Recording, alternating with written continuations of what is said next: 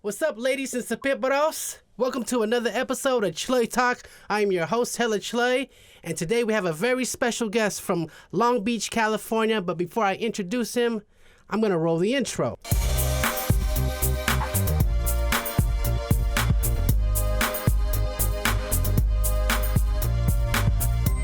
Welcome to Chluy Talk. Thank you for tuning in. My guest here is a very good friend of mine. I met a while back, almost 10 years ago, I think 8 years ago, in Long Beach, California. Yes, Chad Phuong, Battambong Bob on Instagram, and I have a personal page on Facebook, Chad Phuong, and I'm the man that's known for making all the Prahok sauces under my company, Cambodian Cuisine. Yes, sir. He was actually one of the first to ever do it, I believe. I've never seen anyone sell Prahok sauce and jerky online, and then just kind of took off. Can you tell us your love for cooking? When did that start? Yeah, just want to, before I tell you about my story, I just want to say that I'm honored that I'm here at Chluy Talk, letting your audience get to know me a little bit better and collaborating together on speaking on what makes us who we are, what makes make us tick, and what makes our brand that has sustained it so long. So like you said, it's almost 10 years that we've been doing this, that I met Hella Chluy back here when he came to Long Beach for the first time, when he stopped at Long Beach Airport. That's when we went to go pick him up. Us and a group of close friends welcome him with open arms, just like I'm pretty sure with everybody across the Cambodian American community, whether you're in Philly, Minnesota, Dallas, Stockton, Massachusetts, Florida, North Carolina, South Carolina. We're all brothers.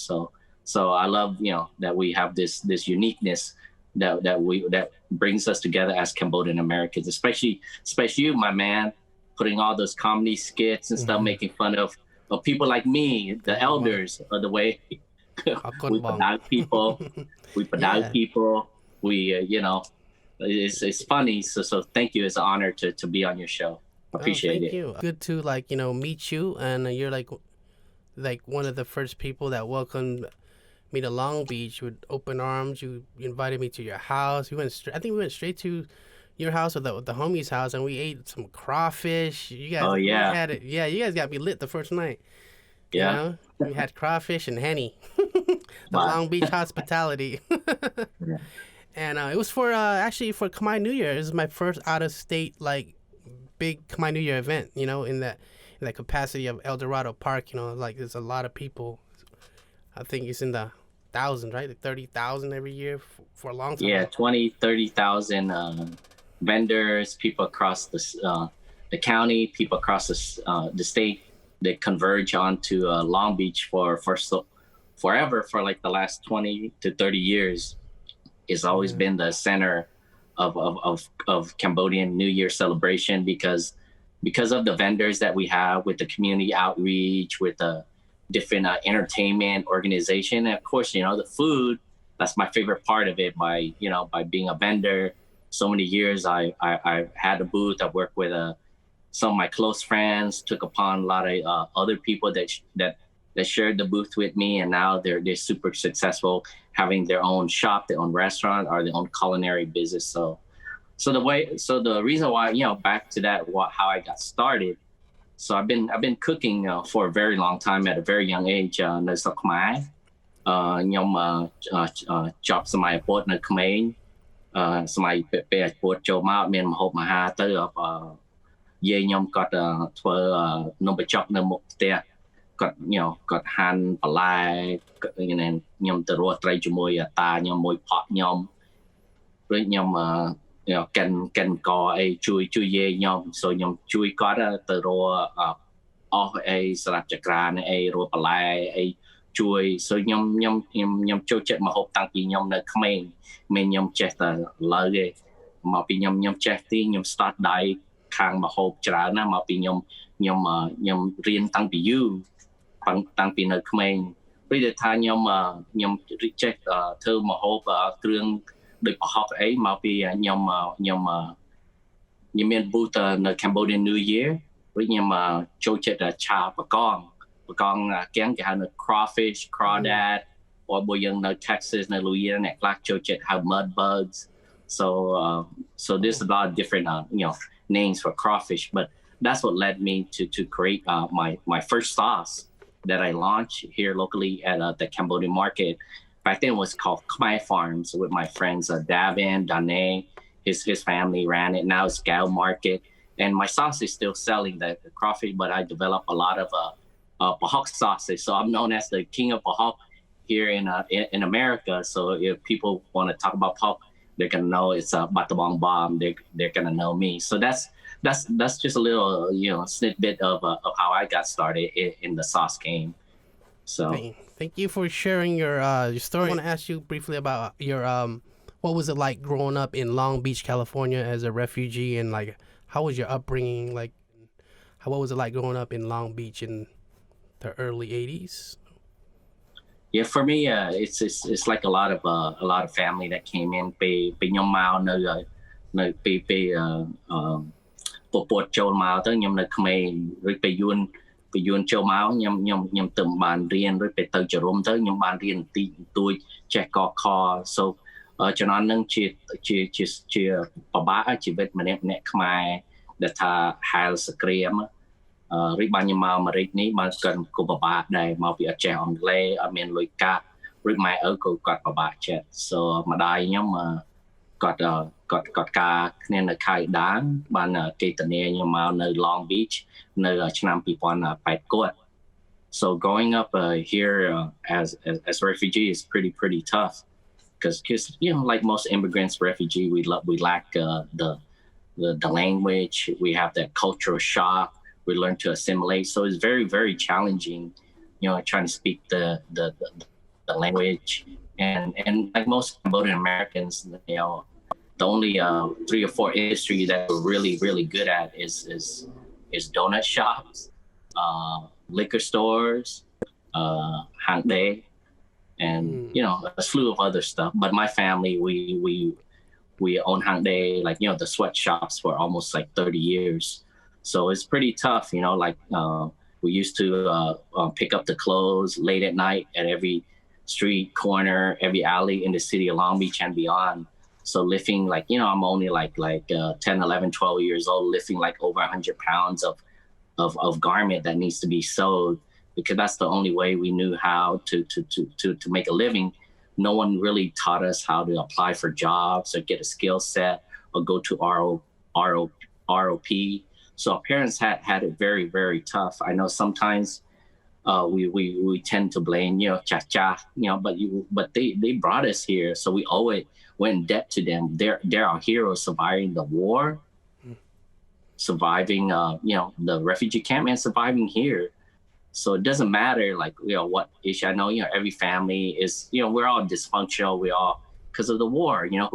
Which Cambodian family what that wasn't dysfunctional.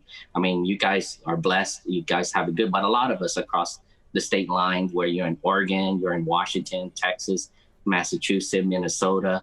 I can tell you it's pretty tough for the first and second generation. So growing up in Long Beach, a lot of gang violence and I wasn't the one to really join because since a kid I always did things like by myself. I went to the forest by myself. I went to go gather I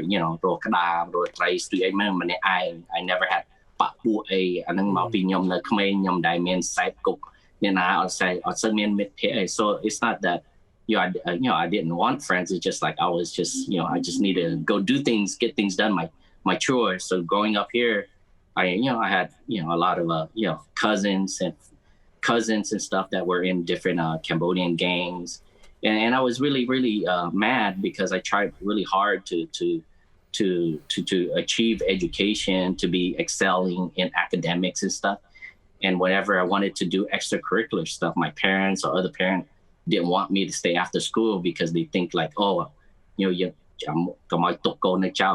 join gang. I'm like, why would I even join a gang? Like I love like basketball, I love football, I love track, I love athletic stuff, but right. But the gang violence did affect me and in a different way, not directly as far as joining, but I had like many friends who lost their lives. Friends that I helped from different sets, different cliques. I was just their friend. I didn't do any of the other stuff. But yeah, it affected me indirectly as far as like excelling in after school programs, doing different things.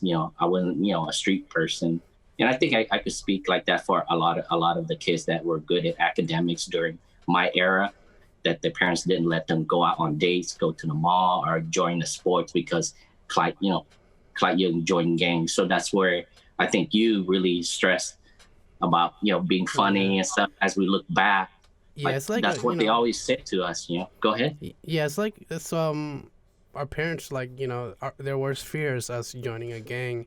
So I feel like as long as you don't get in trouble with the law, I think you did your duty as a son. You know what I mean? I think that's all, they don't ask for much. They just want you to be able to take care of yourself and not be in jail. Yeah. So I was blessed to not join a gang, but my brothers had it worse because they came to America and they were already 15, 16, so they had to deal with racism. Right away, they got into fights with racists. I think my brother took his skateboard and smacked somebody over the head. He went to jail. But it's all a learning experience. My brother real solid these days. They're very successful. They were hard workers. So I'm very proud of them. And we didn't have a really good relationship growing up, but now we have a lot of love for each other. That's great, man.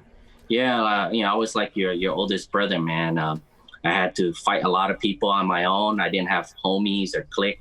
I went to, people call me Chink, Nip, and in school I would just kick their ass. They kept on pushing, so I had to really fight my own fight. I didn't have a group or anything, so and then one time middle school, my own another fellow Cambodian, he pushed me off the bus. Many times I told him to stop, so then I had to kick his ass in front of the whole school, about 4, 5, 6 bus. And then I beat him up because I was only in 6th grade. I just got there to middle school, and I beat up this guy that everybody knew he was big. And I whooped his ass. And then the whole school, they were cheering me on because with this, 6th grader beating up an 8th grader. And then they yell oh, the principal's coming. That's when, I backed up and stuff. But ever since that day, I became a popular kid because they thought I knew Kung Fu or karate, which I didn't really know. Like you, I emulated Kung Fu theater on TV, Bruce Lee.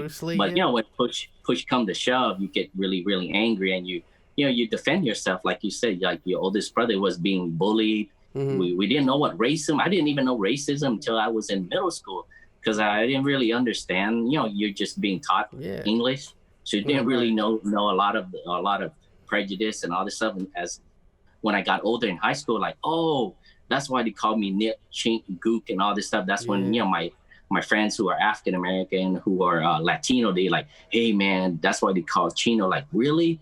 That's the reason why they call me that. So I didn't know that until I went to high school, man. So I really didn't know what racism was. But when it came to physical altercation, I had to put some people down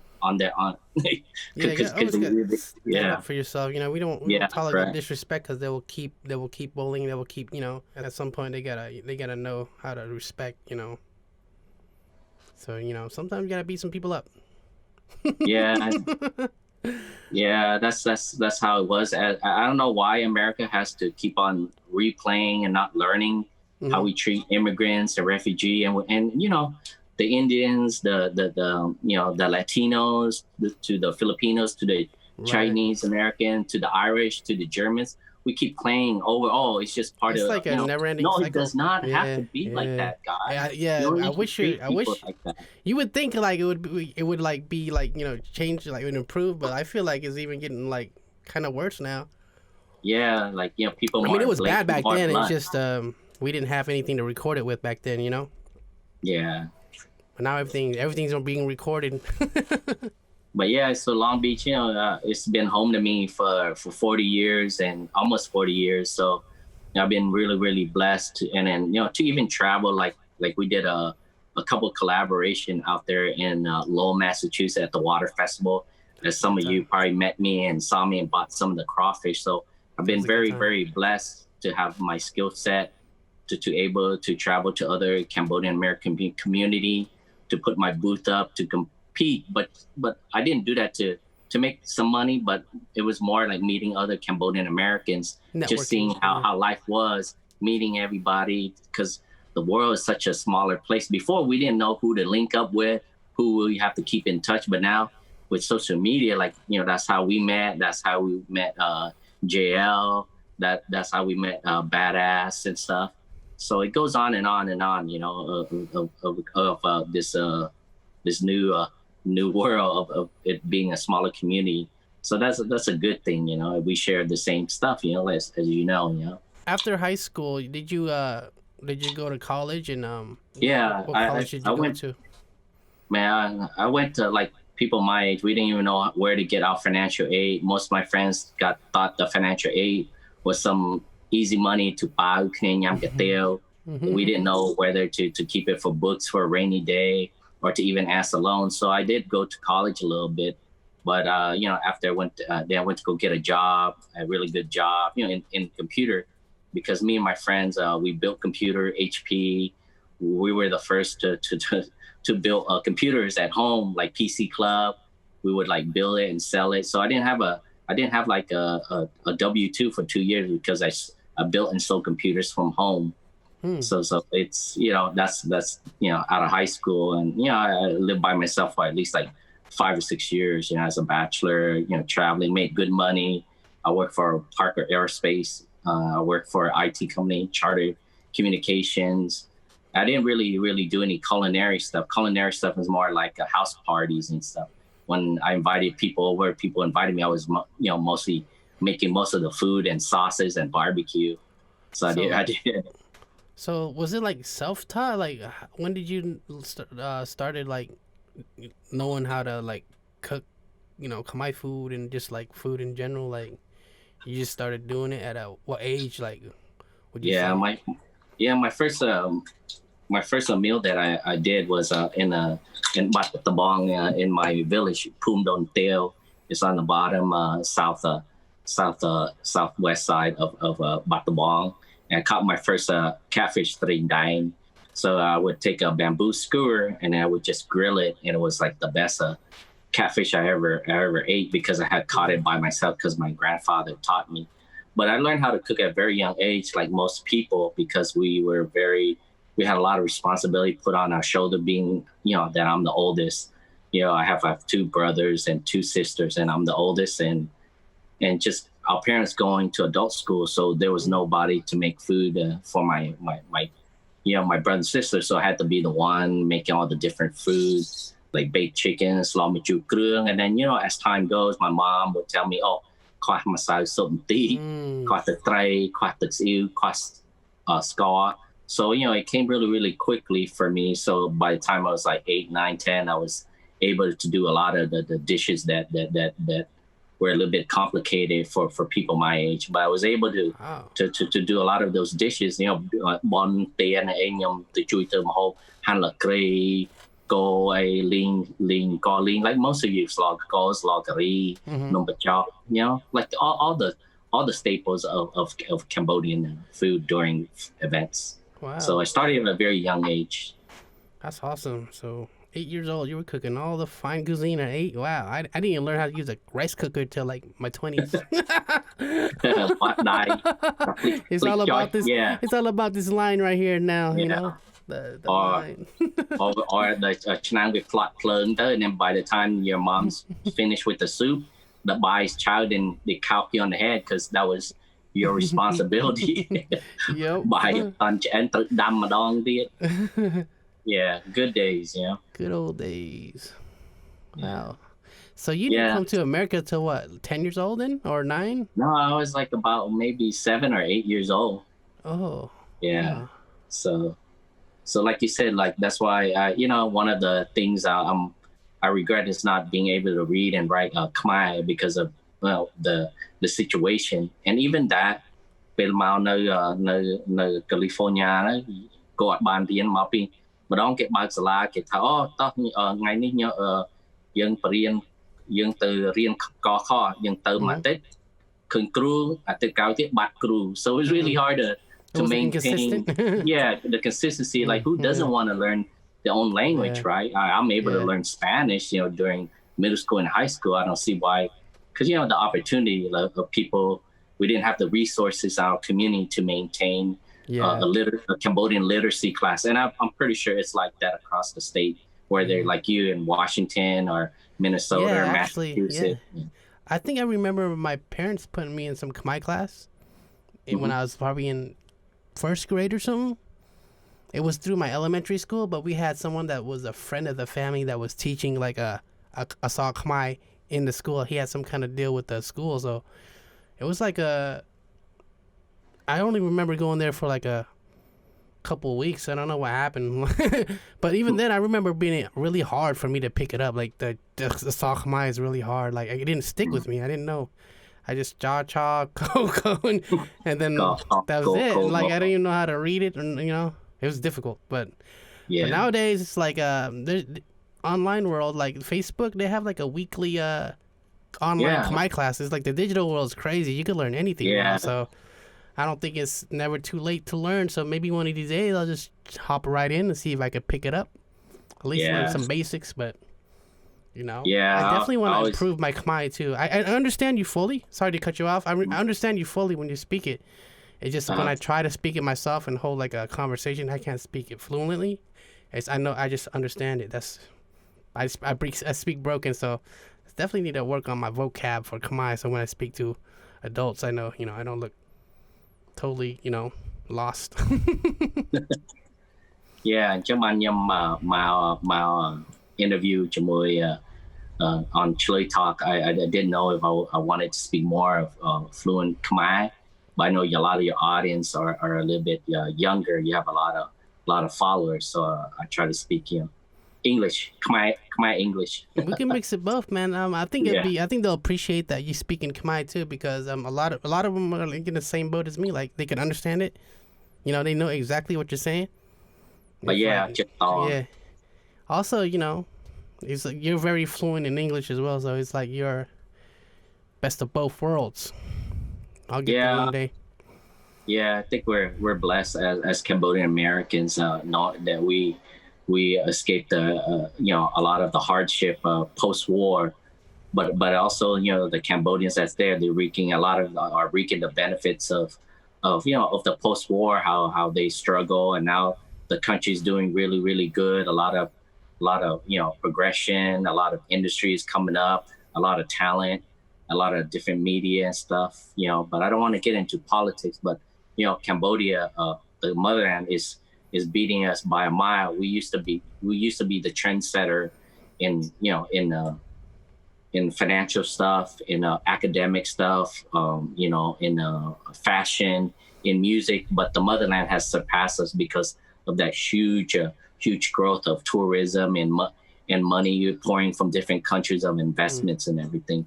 So there, if you're blessed to reap the rewards of the post-war, more power to you, and that's pretty awesome right now. Yeah. Thank you, Mom.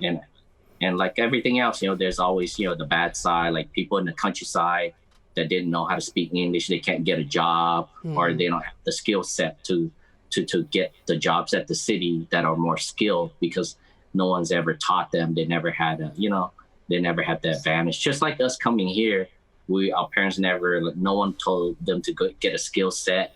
No one told them to go ROP or trade school to get a skill set to make a living. So some of us were dependent on the welfare system, and we didn't know how to utilize the welfare system because, being we were just refugee, it was really hard to go away from that. So, Chad, what's your favorite dish to make? Oh man, I'm glad you answered, man. I go everywhere, People ask me, "Cho chet mahop ai chan yin ke?" Nhom cho chet mahop nong bachok chia pisah na de ta nhom pe nhom na khmer nhom chui ye nhom, helping my grandmother, making the rice powder, making nong bachok and getting different vegetables and helping her cut it. So that's one of my favorite dishes because it's simple, but yet it's a you have to be patient, and there's different techniques that you have to you have to execute, such as យើងត្រូវដាំទឹកយើងស្រស់នំបញ្ចុកយើងមុនយើងបាត់នំបញ្ចុកយើងឬបានយើងខាន់លក្រីដាក់ដេងអីដាក់ល្មៀតអីលក្រីយើងកិនយើងបោកឬបានយើងធ្វើទឹកយើង whether be ត្រី or លេខនៅអាមេរិកនេះយើងលេខសាច់មាន់ or លេខមាន់ព្រៃ which is turkey.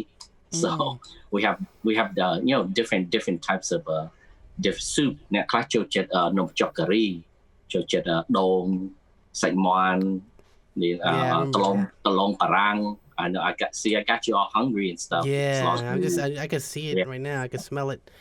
But yeah, I remember eating number chuck growing up. Yeah, so that's one of my favorite dishes to make because my grandmother, she made the best number chuck in our village, and I like to make it too because it's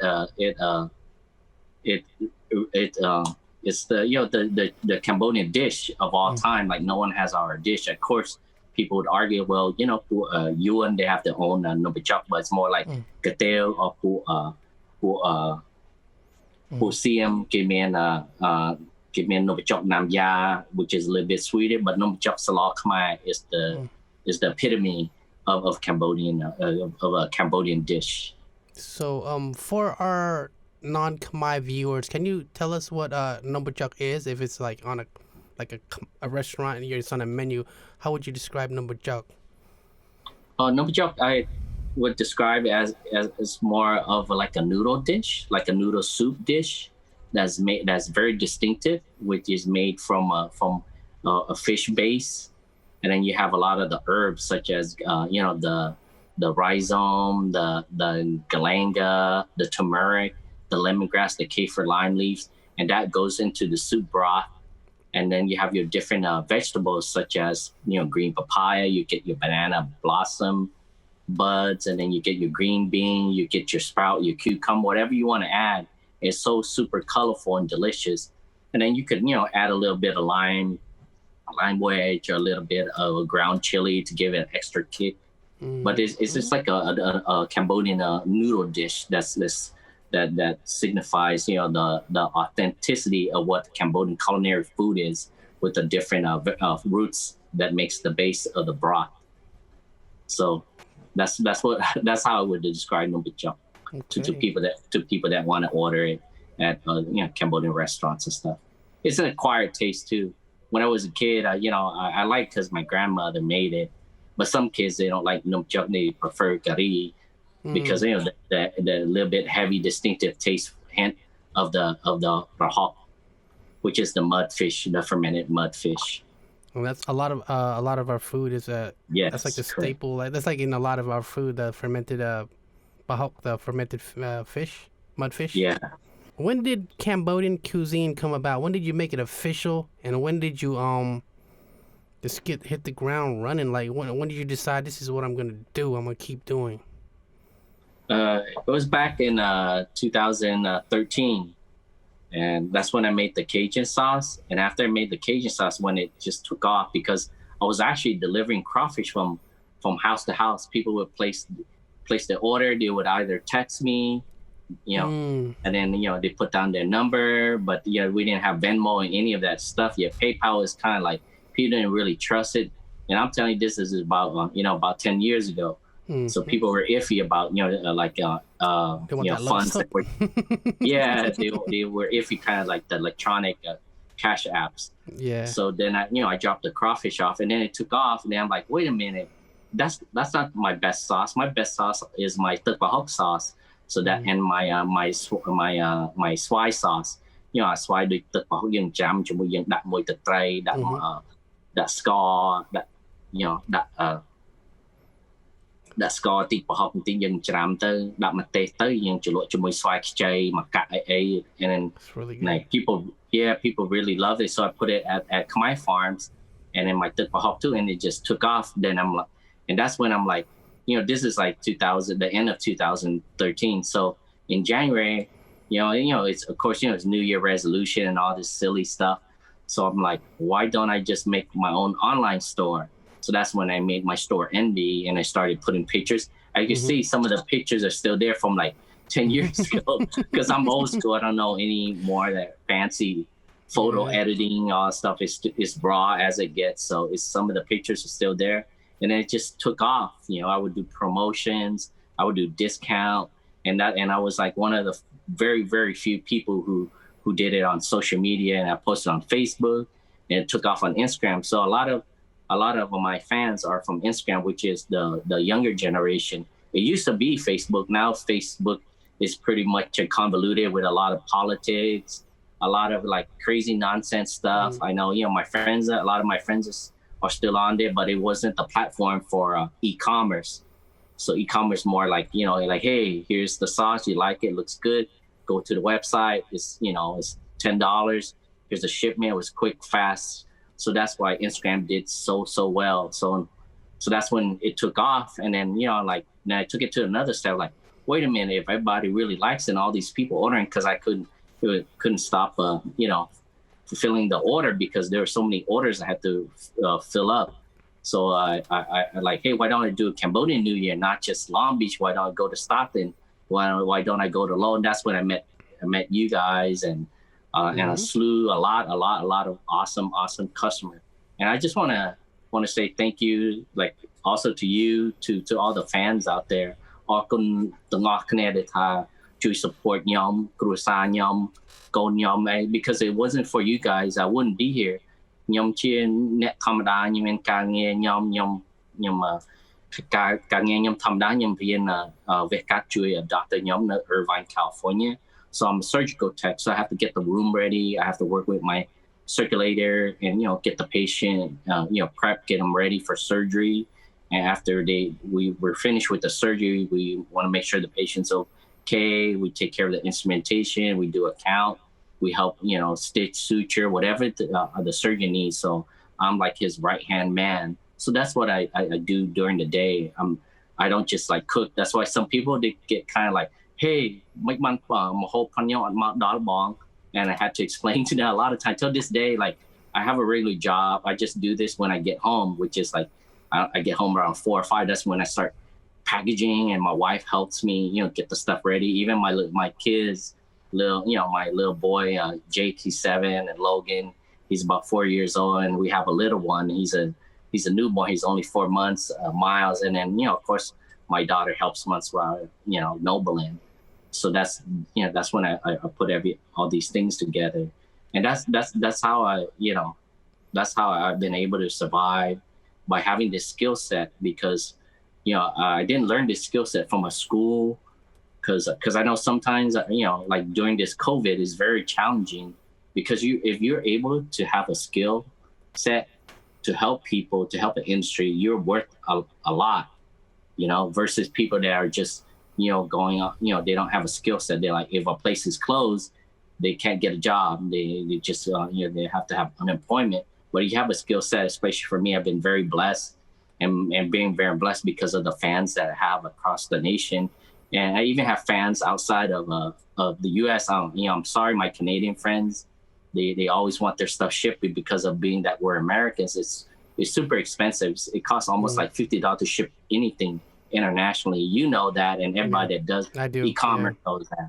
But yeah, so I just want to give a quick shout out, and I'm very blessed to have the fans, like, day in, day out, going to my website, ordering all the good stuff. And I try my very, very best. My whole family is involved to ship it to you guys, with ice packs or something breaks. We do honor it, and we send it at no cost because we owe it all to you guys. So I'm really, really like, want to say thank you. អរគុណបងប្អូនទាំងអស់គ្នាទាំងក្មេងទាំងអ្នកណាសកលខ្ញុំមកចាស់ជាងខ្ញុំទីសូមអរគុណច្រើនដែលថាសាមគ្គីគ្នាចូលចិត្តគ្រឿងក្រៅដែលផនខ្ញុំដែលថាខ្ញុំធ្វើសាក់មកកន្លដែលថាដៃខ្ញុំរៀនពីយាយខ្ញុំពីម៉ាក់ខ្ញុំពីពូខ្ញុំសូមអរគុណទាំងអស់គ្នា Thank you for blessing us with all the good eats, all good sauces, and like you guys didn't hear earlier, folks, he is a surgical tech, so he saves lives. When he gets off work, he cranks out his sauces. He makes his jerky, his Tvako, and then ships it out. Like, this guy work around the clock, man. Like, how are you able to like juggle all these things and still like do it day by day? Like, repeat. Like I think that's amazing. That's like, you know, I salute you for that. That's hard Oh, work. thank you. You're the definition of Yes. hard work. Yes, it's 10 years, man. Like I said, because of the customer, you guys keep me motivated. I see the sales go through the roof when I have a promotion going through the roof through COVID right now. So it's just customers that, you know, even locally here in Long Beach, I see them at the stores. Or I go somewhere, hey, Bong, are you Battambong Bob? And, you know, they take a picture with me. That's They shake awesome. my hand and they follow me. So and then, you know, like you guys too on social media, when you see other products that I've inspired, that I've helped. So I just Oh, want to definitely. say, like, keep doing what you're doing, and the only reason why I'm here because I started first than everybody else, so you guys can get where I'm at. I'm not discouraging anybody. If you have something, you know, that's why we're here in the land of America, the land of opportunity. If you have something, go try it. And you fail, Definitely. go do something else or try again until you get it right, until you get a following. Don't be discouraged, you know, whether you're doing skits or where you're doing music, just keep on trying. And I've been here 10 years. I could, like, I don't know how to explain it. Just keep on doing it. Have that drive, have, your core value, you know, appreciation, respecting like the people around you, taking care of your family, like, you know, be involved in your community, be involved, whether it be, you know, just social media, just reposting something, a positive message or helping.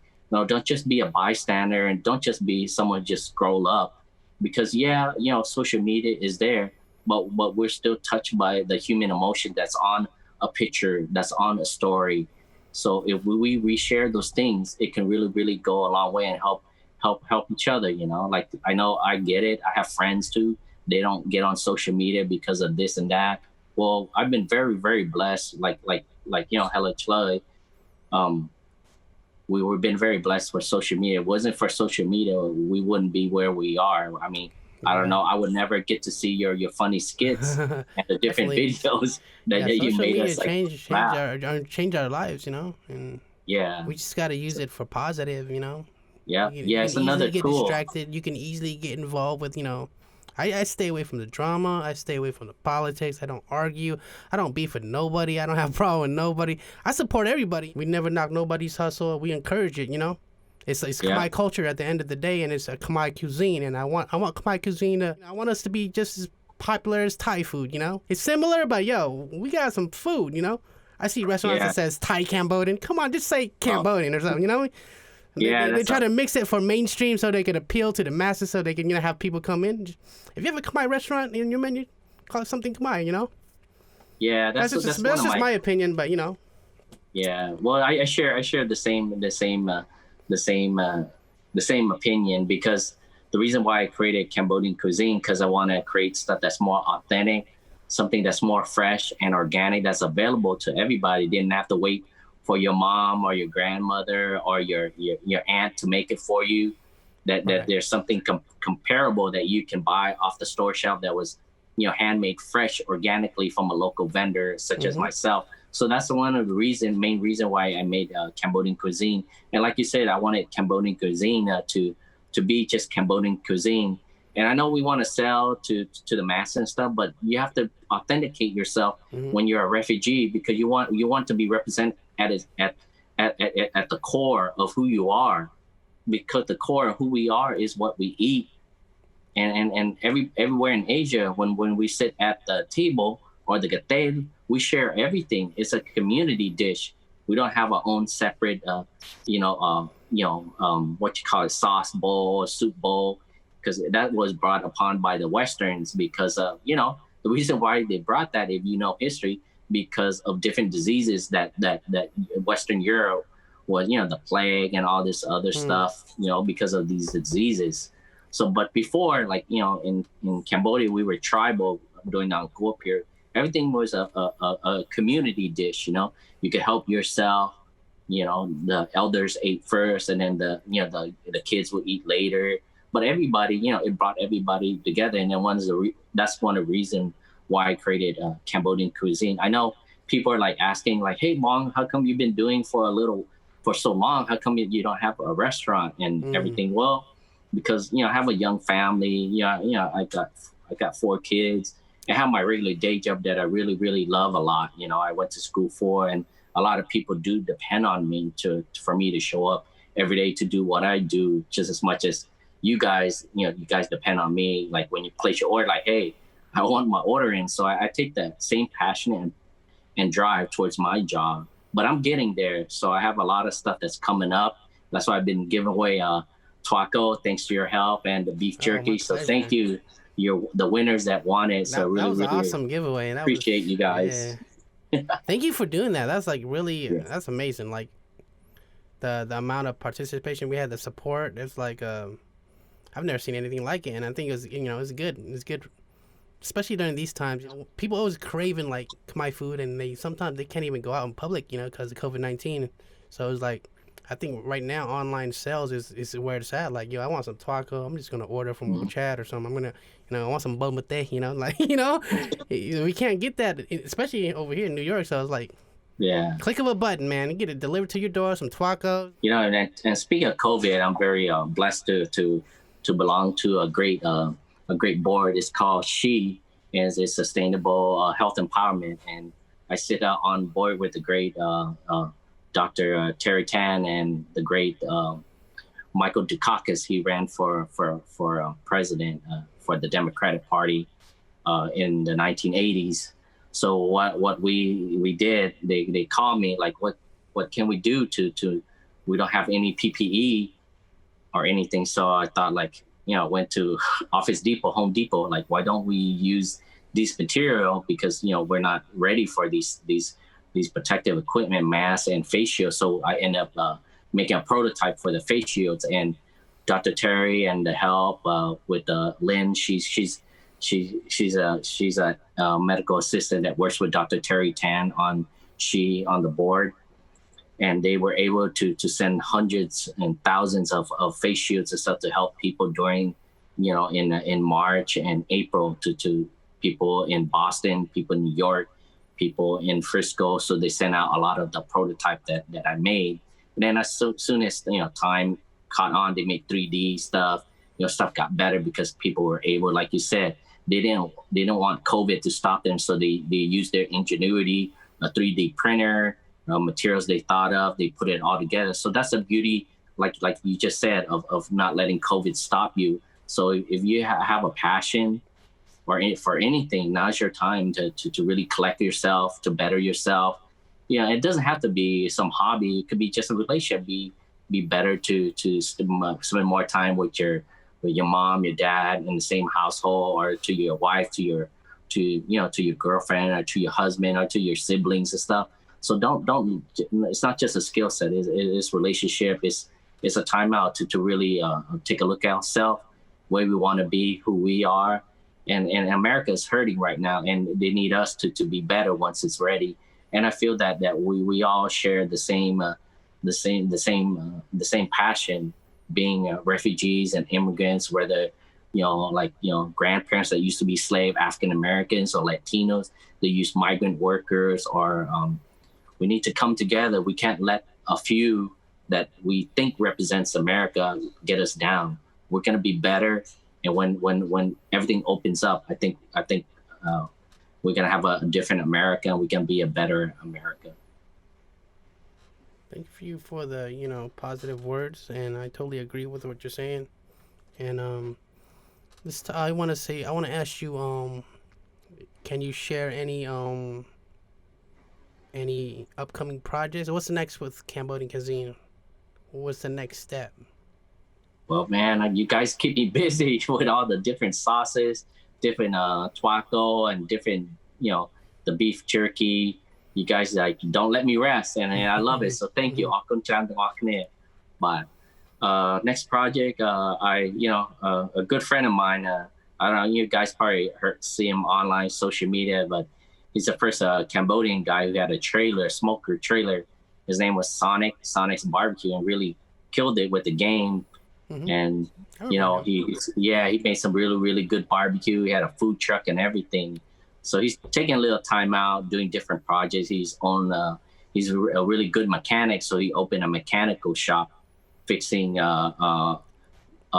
these classic cars. He's just a few blocks from me. So what I did, since he wasn't using his trailer, I bought the smoker trailer from him. So right now I'm renovating it, cleaning it, and I'm getting a fresh paint and putting a logo on. As you guys that follow me, you see on my store, you see like, what is this coming soon? All you see is a head of Hanuman, the monkey deity god. So that's what's coming. It's gonna be Battambong Bob's barbecue, and I can tell you the details because, man, I know I share a lot of ideas with people and stuff, and sometimes you want to keep things under wrap. Yeah, because I have a lot, like you have a lot of skits, different songs you want to do, so you tend to keep it to yourself because you overshare. Like people take it and I mean, it's good that they took it and advanced it, but I just like to keep this thing, when it's ready, it'll be ready. But yeah, it's gonna be a Battambong Bob's barbecue, and it's gonna take me to the next level. I'm ready. So after this COVID thing. So it's sort of like a mobile setup, right? Like a food truck that you could pull up. So like the people didn't ask him if he has a storefront. And this is kind of like a moving storefront coming up. So this is smoker trailer. I have my Tundra. I got a camper shell with all my supplies.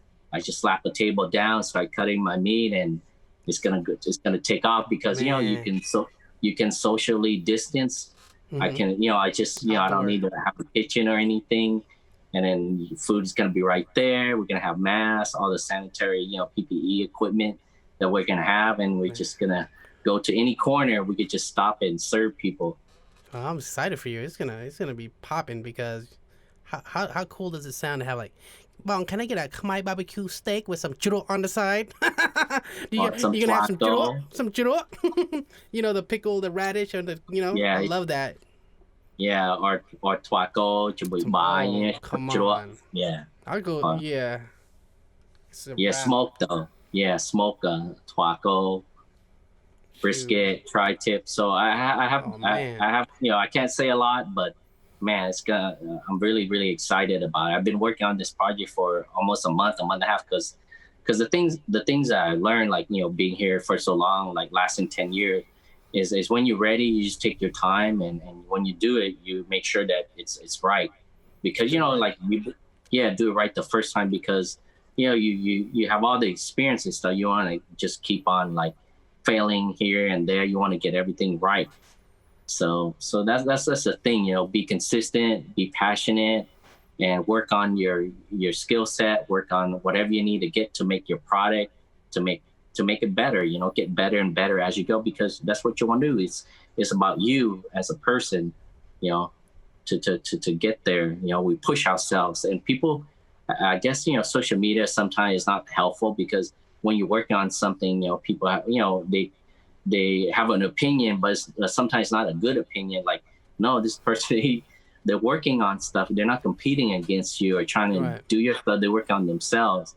And the least you could do is support them. And I feel like it's just social media in general. I'm not saying it's race, like if it's Khmer or Latino, Khmer, or everybody in general. It's just social media. Like, we're quick to judge sometime, and most of the time it's not a good thing. So I just want people to be aware of that, especially the younger generation.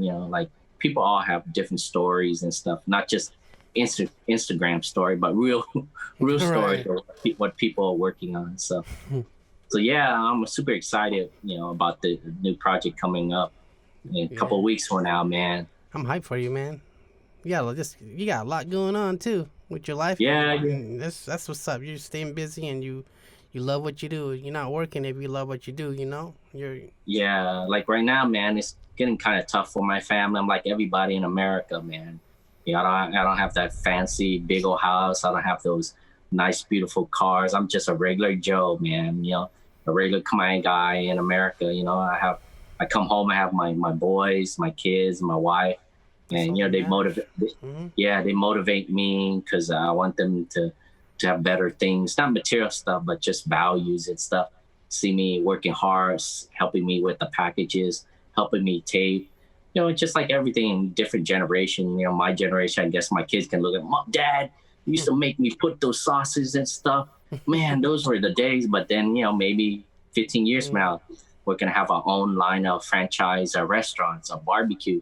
I don't know where it's going to take me, but that's what I want my kids to have. Just like back then, like, man, I remember my mom used to so day and night make me cut in bois, Masay, Ban, Ramban, Masay, or like Pacific Northwest. Like, man, Very my parents used to wake me hell of a early just to go to get mushroom. I can't even see the darn thing, and they get mad because I stepped on it. so we all have stories of challenges because our passion. Labor. Yeah. We were taught early how to earn our school clothes. We gotta pick berries. You wanna make school clothes for the school year. You gotta go pick them berries, man. We gotta earn it. Which is cool that we were taught early how to rosi, which is a life skill, a life hustle, like the grind. The grind was taught early, so. Yeah, I think that's embedded in our blood because we came from a post-war country, and that's why so men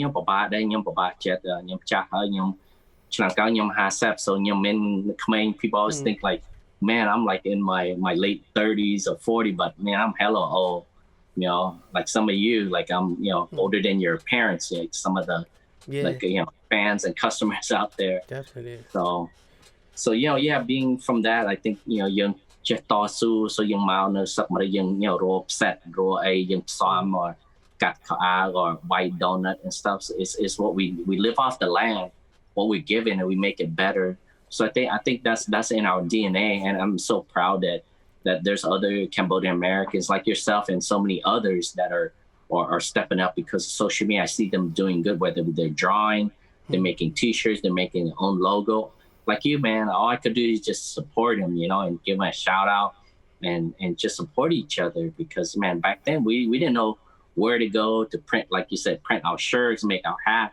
We didn't know where to go. Like me, I didn't know where do I get my wholesale food?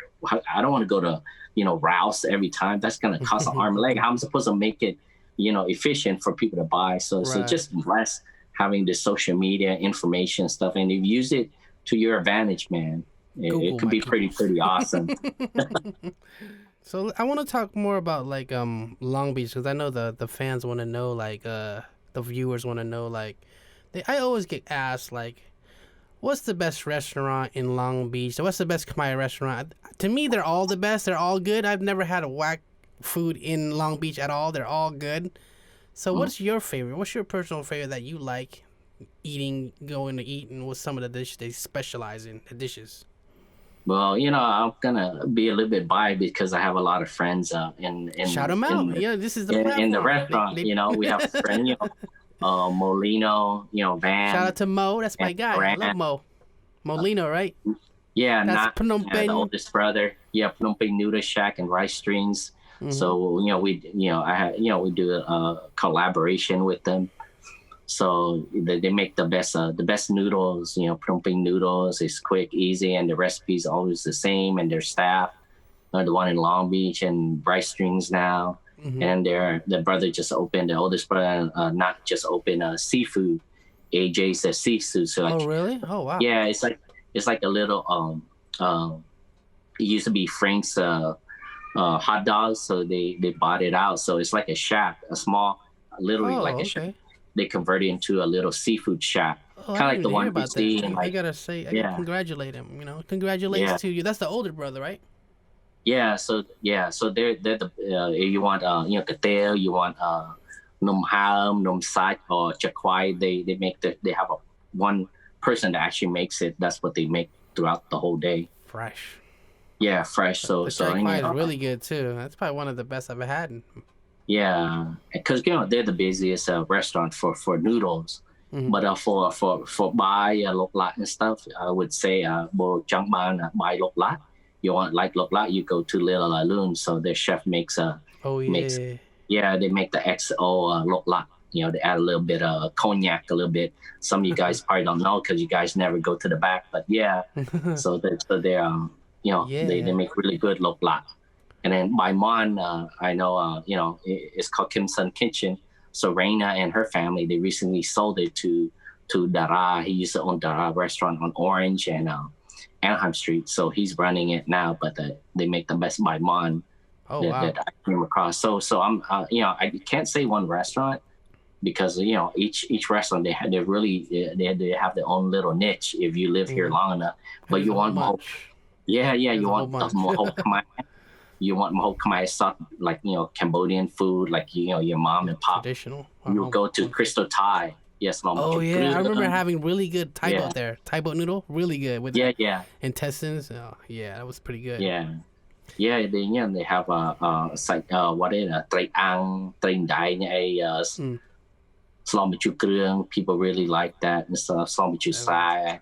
So they make all the good stuff or nhom style and stuff. So all the authentic Cambodian eats. And you want something a little bit of fusion. Just a tad bit. You go to Sophie's down on Coronado and PCH. Sophie's and stuff. They make pretty good stuff on Mok and stuff. That's like they're famous for their psycho nghiet. I've been going there since high school, since they came from Portland and stuff. Sophie's, Battambong Bob is there, so Chanley and stuff. So they really run the show, so they make some really good stuff. And a good sandwich place that's new is a Naga Khmer street food with Tim and his uncle. They make some really good Tvako and a lot of good nompang. They make their stuff hot and it's super, super good. Nompang is like it's like banh mi, right? Our version. Oh, yeah, our version, but way better because we add a churot lahong, and then we add a hot meat. Kana psycho chika, kana mon pong. So they make some really good stuff. And they're water. Their psycho chika is ribeye. So you go taste their psycho chika.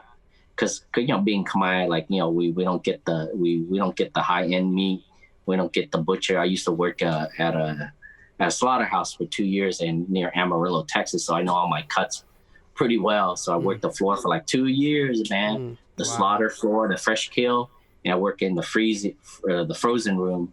So man, it was hard labor. So I've been in a lot of places in food. So I might not go to culinary school, man, but life gave me culinary skills. So that's all you got to know. Experience, yeah, that's what's up. Yeah, man. so I hopefully I touch base with some of the restaurants that you guys, and then Hat Hieng too. Hat Hieng is a great place to get a family meal, more like a family style. Chinese Cambodian food stuff. They make a really good stuff like the salt and pepper shrimp, house special lobster. You want a really big family meal, that's a place you go because they have the hall to do it, they have the staff to do it, so they make really good stuff. And Long Beach Thai, they make the best Thai boat. Used to be a good portion, but their portion's still okay, but this stuff is good too. Is Pandanus Leaf still there? Yeah, Pandanus Leaf. I think it might switch owner. I'm not too much. I just knew the old owner, but Bamboo is still there. Bamboo. I was about to ask you about Bamboo Island. What was that after our spot we can eat bông tê on? That's the spot, right there. That's the spot, man. That's the spot for there's a place called Dragon House. Well, it used to be on Alameda's down at First Street, and then the city bought it out. Now someone invested down. Now it's all condos, the old Dragon House, and then they went to Siem Reap. Used to be a restaurant, and then they bought that out, and then they made it into a nightclub. So that's the new Dragon House. So after you're done with Dragon House, there's a place called Bamboo Island. And that's where Yung Sabang, Yung Chang, you need some good comfort food. Men po ba saw, men po pong tep kon. I mean, all the good eats. Hit the spot when you're drunk. Chluy Talk, and still, you just go relax a couple hours before you head out home. So yeah, we have a lot of cool stuff here in Long Beach. If you guys you guys come, just hit us up. Give me a DM me and stuff. And I'll a lot of people I want to share with you. They DM me like, "Hey Bong, what's a place to eat? Hey Bong, where can I take the kids?" But I grew up in Southern California all my life, so I know a lot of the spots. Definitely. So if you guys looking to go visit Long Beach, make sure you hit Chad up. And it's really one of my favorite places to visit. Some of the best food, some of the best people. It's really a Cambodia town. You'll feel like you're in a Cambodia because there's grocery stores that has Khmer writing. There's like jewelry stores. It just feels like a nice community, and you get the palm trees, the perfect weather, almost year round. Yeah, it's no place like Long Beach and the beaches.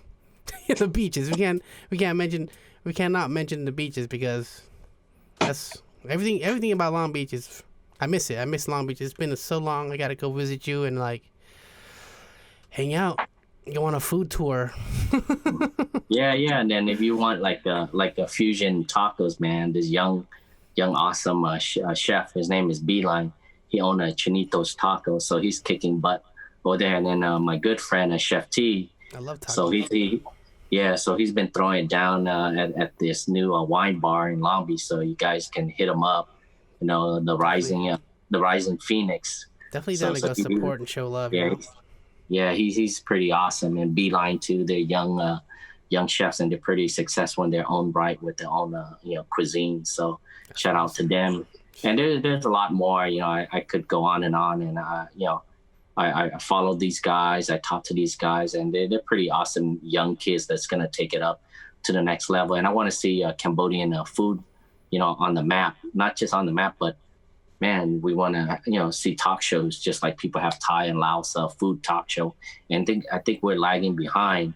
People like, hey, Mom, why don't you do it? Like, I'm pretty, you can see, I'm pretty busy, but if you guys ever want to do it, you have a question, you guys want to do your own show, I'd be more than happy to be consulting you, to give you a tidbit, what you should do and stuff.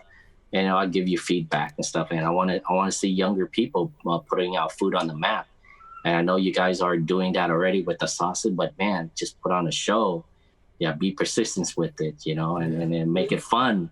Even when you if make it's it fun, like YouTube, even if it's like YouTube, just drop, weekly videos or something on how to do some tutorial, how to make this, how to make that, how to make, banchao, whatever. People like to view stuff like that. And I think there's a few, but I think, we got to flood the systems with like all this content and like show them that, Khmer food is really good food. I think it's underrated, or just like people don't really know about it. And I think we need to get the recognition it deserves, Yeah. With all these tourists going to Cambodia, and a lot of my friends that aren't Cambodian, they come back, hey, Chad, where do I get Cambodian food?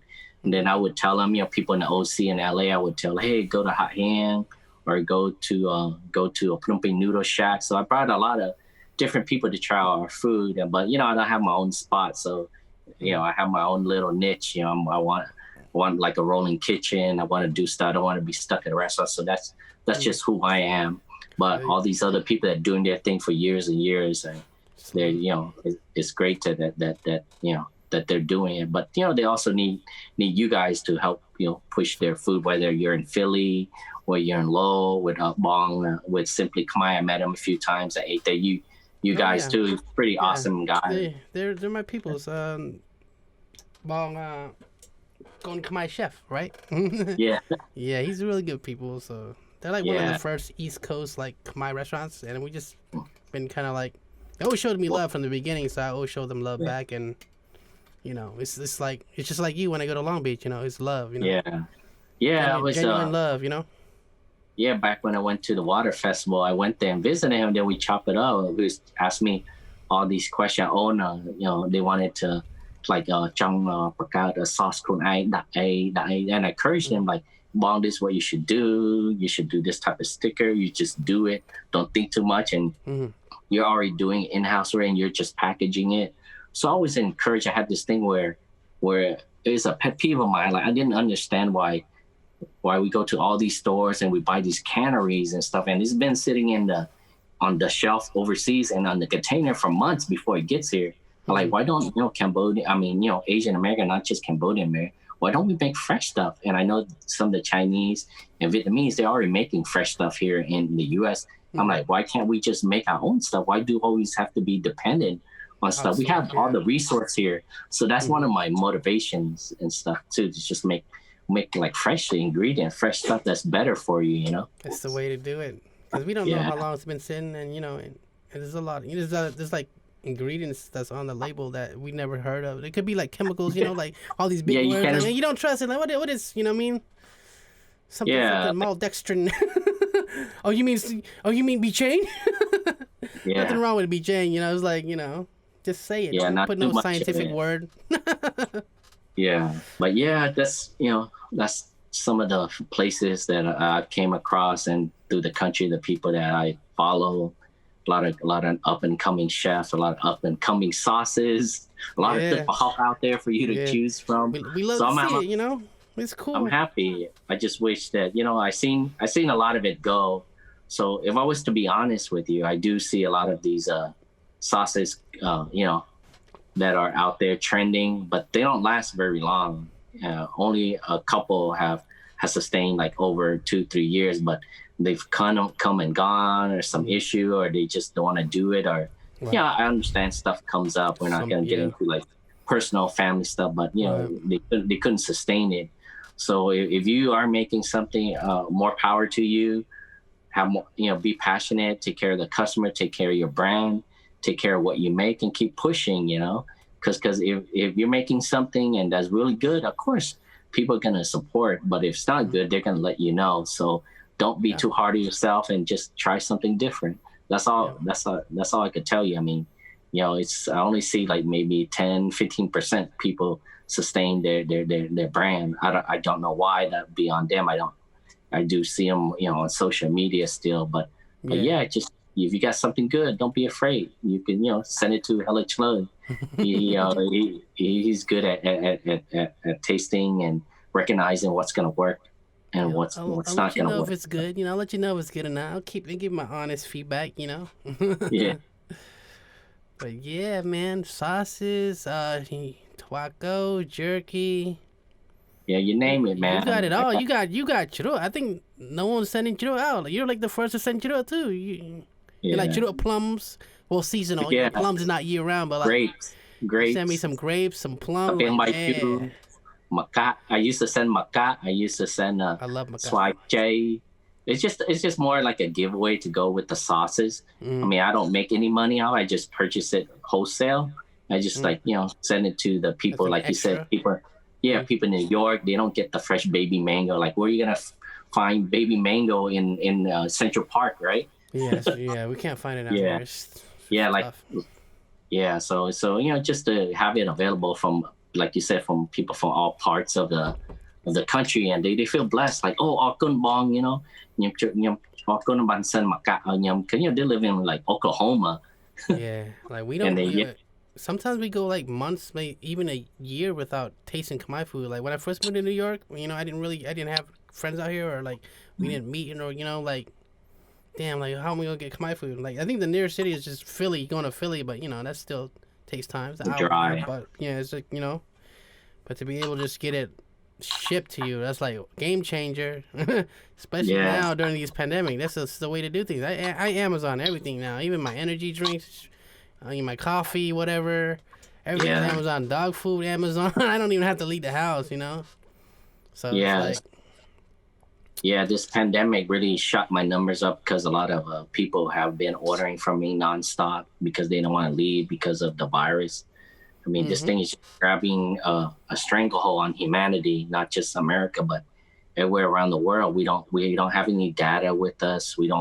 We try to understand the best that we can, and then and then for us in the public sector, we're very active. Whatever news we hear something, we share, and then we just trying to, like, every day we trying to make it through. Yeah, it's getting tough for a lot of people, because it's been so long. I mean, we've been through a war and everything, but this when I was just a kid, my parents probably had it really bad.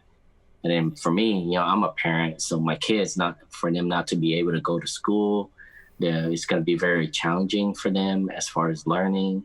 And then people that used to have a job, when their benefits are over, like, I don't know, what job are they going to return to? So it's going to be a different landscape as far as jobs and stuff for people. And I feel for everybody, because I see it. I'm a little bit older. I have friends in different sectors. whether they're in real estate or they're in e-commerce or banking or telecommunication or even medical. You know, if you're not working in the ICU or the COVID sector, your hours are cut to like 20 hours, 15 hours because they have so many people. They're not doing surgery. They're not seeing the primary care doctor, not getting diagnosed with stuff to surgically prevent it, to give them better quality of life. So I feel it, you know, I feel for the people, but I just want to tell everybody just to hang in there, you know, take good care of yourself, take up a hobby. It's not too late. You know, I know it's been over 4 months already, and they keep telling us it's going to be over, but you know, it's by a long shot.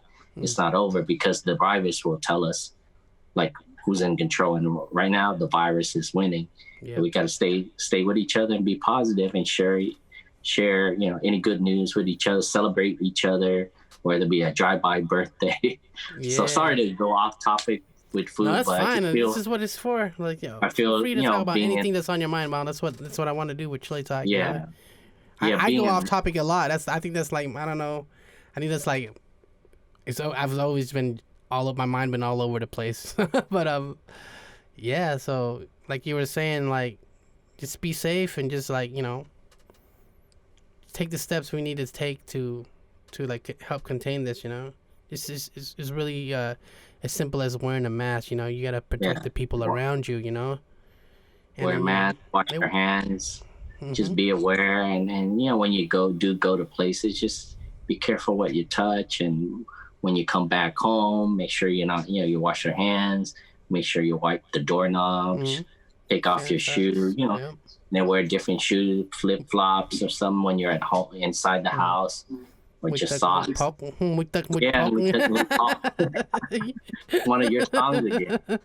You know, like whatever parents taught us as a kid is basic, you know, it's basic common sense, you know, like we can get it, you know, we'll get through it together, man. I you know, there's light at the end of the tunnel, you know.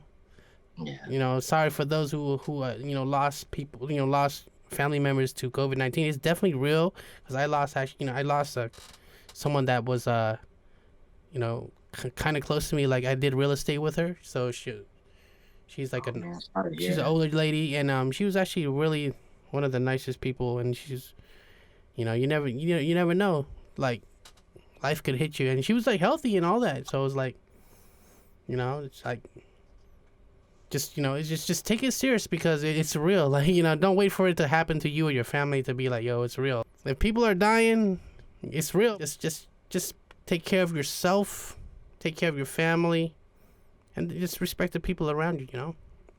Yeah, we're gonna need a lot of that going forward. I know it's weighing heavy on certain people. They don't have the patience or to but you know, like you said, just you know, every day you have a regimen, wake up, you know, exercise, do your routine, and you know, and drink your coffee, you know, go to work, and you know, social distance, you know, bring your own lunch, wash your hands, just keep it going, you know, whatever you're doing, and keep yourself busy before you go mad. And then when we start having opinions, start judging people, starting to get mad that we have no control over. And you see that when you turn on the TV, people yelling at each other for not wearing a mask, someone bringing out a gun, pointing at me. Right. It's just getting too crazy out there. Just be safe, avoid the crowd, and you know, plan it out, you know. Yeah. Like I go outside daily to walk the dog and stuff, but like I'm still cautious. I still wear my mask, you know. But like I try to avoid crowded places. Like if I have to go to the grocery store, I go in and out, you know. I don't be out there too long, but also I want to say, don't live your life in fear, you know. If you healthy and you know, don't let it get, you know, tear you down mentally, because like sometimes fear kills, you know. Fear. Yeah. So, you know what I mean? Yeah, just you're gonna go vacation or something, or go for a hike, or spend time with the same, you know, person in the same household. Just plan it out more carefully. You know, don't let it deter you from living your life. You know, don't let it just go around it. You know, don't let that be a roadblock. You know, because roadblocks kill a lot of dreams and kill a lot of hobbies that people want to do. So don't let that be a roadblock. Go around it, over it, under it, whatever you need to do. So, and we'll all get there and we'll see each other once this whole thing is over. Yeah. So. Yeah. Then 2021. Yeah. So yeah, I can't wait. You know, I feel so blessed to have my skill set to be able to provide for my family and to be able to make products that people like and put food on the table. So that really means a lot to me. And I just feel blessed living in Southern California with the availability, with the abundance of different herbs, different spices, different fresh vegetables that I can make a lot of the sausage, because I have an advantage living where I'm at. Mm-hmm. You know, even the bitter Cambodian bitter eggplant, not a lot of people can grow it in the East Coast of the Midwest, being, you know, the different weather and stuff. So I have an abundance of everything here in Southern California. And you know, I'm a Southern California person, but I love to visit everybody in different travel. And man, in 2021, maybe 1 hour giveaway is just me flying out there with some family and just throwing a throwdown, you know, a dish with them, or just providing a feast that I can cook. That'll be awesome. The ultimate chef fly out. Like that'll be like the number one thing you get. I provide everything. I fly out there, and then I just make all these delicious dishes for the whole family to enjoy. That'd be awesome. So that's something I want to do in 2021. Like, you know, the giveaway is just me as a chef, like buying everything at their, you know, wherever they're at. I'll make it happen. That's awesome.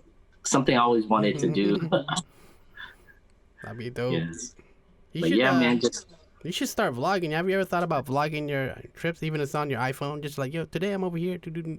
Yeah, I try to, man. Yeah. But I'm a little bit, you know, when I do it, people give me the weird looks, and people like think I'm filming their produce, their price. Right. Like, no, I'm filming like the people to show you your store that is good. They can come by. You know, they get the wrong idea. Yeah, they get that. What's it called? I don't want any problems, so I just shut it off. But yeah, I'm thinking. I think that's a good idea. I always wanted to do that, but I don't have the skill set like you, man. You're pretty badass when it comes to editing and all that. And video and stuff. I just developed like a way to just when you're shooting vlogs, just shoot it in order, like chronologically, and you just line it up and just cut any unnecessary gaps, you know, and then just play it. Just don't overthink it. I think that's what people do, is overthink. I'm a victim of overthinking. So a lot of the times I overthink so hard that I don't even put some content out because I overthink and I don't think it's good enough, or the fear of failure, you know. See, I'm a content creator. I always I'm a worst critic. So like, a lot of this stuff, I probably have like so many dope ideas in my head, and some of them never come out because I'm over here still thinking about it. Like, you know, like I just gotta execute. You never know. You just gotta do it, because you never know if you don't try. That's the thing. That's all it is. Now I think I'm back. I'm just dropping now. I'm just do whatever I want. That's good. But man. no expectations, you know. Yeah, you can't expect everything to just pop off. Not everything's gonna go viral, and you just gotta accept that, because you know. I don't chase the views no more. It's not even about views, because it's algorithm change every day. So it's like, you know, like, you know how Instagram is, you know, they and Facebook, they're like pay to play. They want send $5 so your friends can see your post. You know, everything's a business now. So like, if we make stuff organically and it goes viral, then, you know, it's like, yo, we make hot shit. You know, we make hot shit. So it's like, you know, Instagram can't make us pay if we make hot shit. You know, sometimes the organic way is the way I've always been doing. Never once have I had to pay for followers, you know, like all my followers is all from the sweat, blood, and tears, my dance challenges, my comedy skits, my music, you know.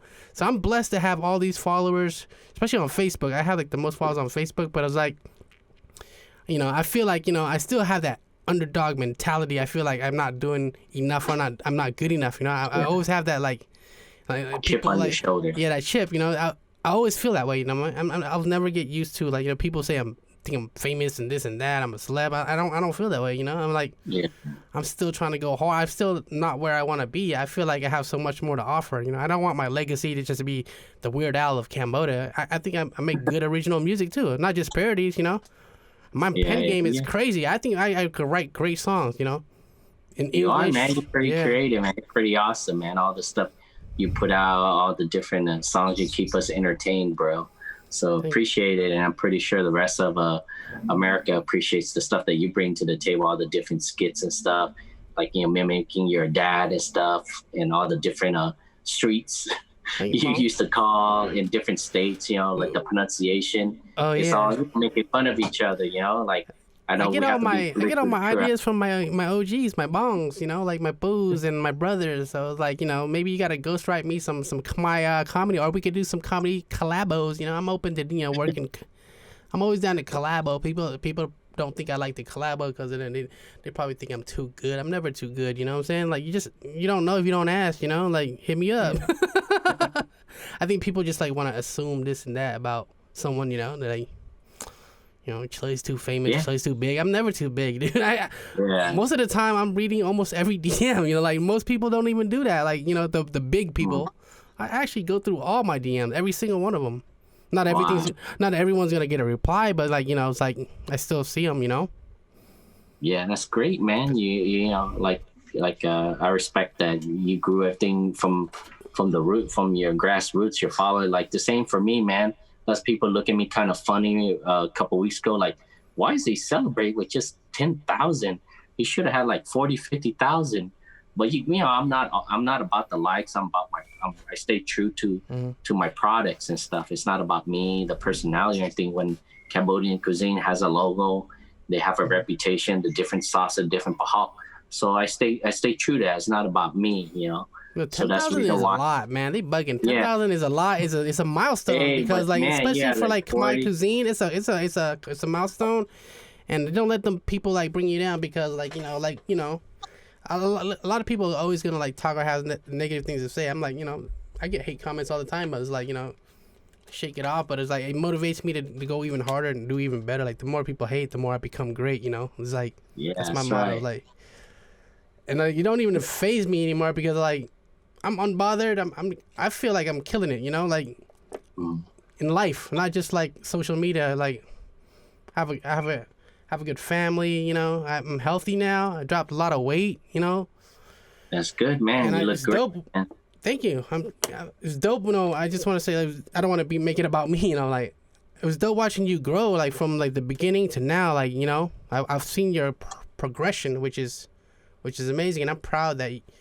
You're going in the right direction, like like it's only up from here. We didn't even scratch the surface yet. I think we got a lot more to do.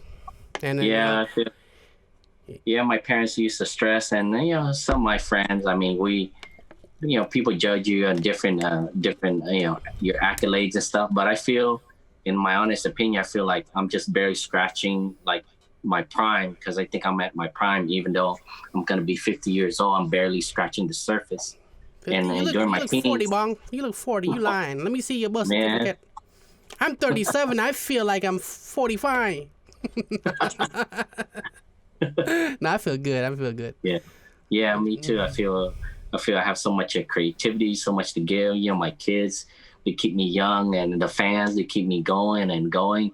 You guys, sharing contents with each other, sharing ideas, how to tackle different projects, what we call it. So we all collaborate together, because to me, it's just like, to see yourself grow, to keep on going. Like you said, whether you're like for you doing skits, whether do comedy or doing another project with someone or interview. For me, it's just collaborating, with different chefs, different nonprofit organization.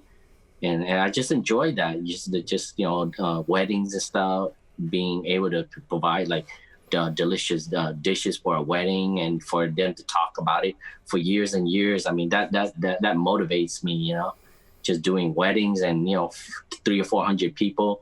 I might not have a restaurant, but, I paid my dues through through the rain, through the sun, and through the wind. Having a booth outside is no joke, and to logistically get everything, to get a team to assemble. So like, it's a lot of work. Just in my industry, the same like any other industry, you gotta put in work for the people and for the product. When your product is good, when it comes to showtime, you better execute. Because to me, when showtime, I love doing festivals. I love doing events, Cambodian New Year, because that's my Grammy. That's showtime to me. That's when I put on my hat representing, Khmer and then just putting a smile, singing Put Cha Cha, Put Khmer, and just them buying my price, showtime to me, like you being on stage. Man. So I feed off of that. I love that. I love the challenges that comes with it. I love, it's never perfect to me. Like people like, man, his stuff is all set up. His drinks is awesome. And look at him. But, there's a lot of stuff, moving parts behind the scene. And, there's, you make it work, It's not always perfect there. Like we're not asking for perfection. We just do it. But that's what motivates me, like events, weddings and stuff. And that's the way I paid my dues. I got my feet wet. I wasn't just in my house kitchen. I'm very, I still cook for my family, like fresh meals every day. But my passion is events and weddings and stuff, catering and stuff. That's where I stand out. That's where I don't take a lot of pictures to show my ideas. If you go to my profile, is very little content of that caliber because I don't want to show off my stuff. The people that do go to these events, they get to taste the next dish that's gonna be great once I'm ready. So like like Cambodian New Year and events, and when that's my stage. If you were to compare it to you guys, like rapping and singing and skits and everything. Yeah, like performing, like just recently, like the last couple of years, I started getting comfortable on stage. Like before that, I didn't like performing. I still get nervous. Like even though I've done hella shows, I'm human. Like I still get the butterflies. So, but like, I'm like, I've been doing this so long. Like there's no reason to be nervous. So like, if you guys have something, if you guys do, have something that you love to do it to the fullest. Don't be nervous. Just kill it. Because that's who you are. It's what you specialize in. So just have fun. Just don't forget to have fun, man. And then when I started just having fun on stage, it just looks more natural. It looks, I give a good performance, That's important to me, is just having a good performance. Yep. Having the crowd go crazy, wanting more, and you hitting every lyric, every beat. Yeah, it's pretty awesome, man. You're pretty awesome. Thank you, Bob. Just love being on the Chluy Talk, talking about food, talking about the hood, talking about Cambodian American, talking about COVID. All that, everything. Man. So yeah, man. So now people know me as the king of Prahok for a reason, because I make a different type of Prahok. I make Prahok, spicy Prahok, spicy Prahok dip, Prahok tea. So I got all these lines of different Prahok stuff. So that's why people call me the Prahok King. Yep. Because of that. All right. So if they want to order your food, let them know the link. I will put it in the description, but just let them know. Plug it up. Yeah, you want to order my stuff, go to www.cambodiancuisine.com, and it'll take you to the page, and you can order all the different sauces, Tvako, you get beef jerky and a few other seasonal things. Then you could click in, and you could either PayPal, or you could Venmo, you could Zelle me, or if you locally, I've actually dropped off a lot of orders locally here in Long Beach because people had messaged me. So using social distancing, I would just put in a bag, jump into the front porch, take a picture, and then I would text them, and they would pay me, or they would Venmo me, or Zelle me, or Apple Pay. I do it all, man. It's I might be old school, but I learned how to use all the different pay apps. You speak Guapanese now. Yeah. That's awesome, yo. Long Beach, he'll deliver it at your door service. Who does that? You're the man, Mo Chad, and I look forward to seeing you pop off some more, because can't wait for your barbecue, and I know it's gonna be amazing. And can't wait to see you, man. Let's kick it like old times. Yeah, I just want to give a shout out to some upcoming and successful business that I had the pleasure to work with. Satavi with Mecha Matcha. She shared the same booth with me. I invited her to make her butterless cookie. They were like the best cookies on earth. And then now she has her own Meche Matcha shop to make a green tea delights and stuff. So you're ever near Cerise or Artesia, stop by. And another young chef that's up and coming, James. He has Uncle Barbecue, so I tried his stuff last week. Really, really delicious stuff. There's a little bit of different take, but it's super bomb. His short ribs, his pulled pork, his bomb, and then his rain sweet rice is pretty bomb. And Nom Lapug is one of my favorite from him. So Uncle Barbecue, so you follow him. And then another great good young friends. They're rock stars of the donut world. I used to be a baker myself for a couple of years during my late teens in my when I was 19, 20 years old. And that's Sweet Retreat Donuts out there in the east side near VIP, the old VIP record that's 7-Eleven now, the famous sign that Snoop Dogg made famous. We used to go get minor records back in the days in back of Long Beach Poly. So you ever want vegan donuts or refreshments and stuff, you go to Sweet Retreat. And I heard this young kid, his name is Johnny Bones. He's been making it's a street though. He's been making some sugarcane drinks with a dragon fruit and all these passion fruit stuff, like a mixed. So he's killing it, man. He's the underground. So he's the next up and coming guy. Yeah. And then of course Chef Beeline with Chinito's Taco, Chef Maurice that had the pleasure of work, and Chef T of the wine bar out in Long Beach. So these are some of the few young up and coming chefs that's taking Cambodian Americans by storm here in Southern California. I know there's a lot of you out there, so I'm sorry if I don't say your name, but this is just within the Southern California area, and I can't wait to meet all of you. And once this COVID over, to travel and meet all the different culinary greats out there that's changing the Cambodian American culinary scene, and we're gonna blow it up all together with Chluy. So hopefully we can all be on Chluy Talk. Yeah, I would love to speak to you guys. Shout out to everyone he mentioned, and I just want to thank you for being my guest, and I want to salute you for pushing the culture forward and the inspirational talk that we have. We covered a lot of good things, and I can't wait to share it. And I think we covered a lot, and I would love to have another Chluy Talk session with you. Follow up maybe in a few months or later, because by then barbecue popping. I might have to go. I might have to fly to LB real quick for some barbecue and come back. Oh yeah, this probably be like more like a food show on Chluy Talk, not just talk. The Chluy eats and talk. Definitely gonna have a variety, man. I want to have a variety show, like anything goes, unscripted, man. It's a blessing to be here to talk to you guys, and put our Khmer people in the spotlight, as well as just people, up and comers, or just people with a story. You don't have to be Khmer, and I'm inviting anyone to, if they want to chat with me on my show, just email me at info@hellachili.com, and we'll make it happen. That's right. So you can't talk also, if it's not Chluy Talk. Yeah, I think we're gonna wrap this up on Chad. Thank you for for the talk, the conversation, and I'll see you on Instagram in a few minutes. All right, man. Thank you, everybody. Thank you. Let's talk some more. Yeah, ជម្រាបលាអរគុណទាំងអស់គ្នាសុខសប្បាយ សុខសប្បាយ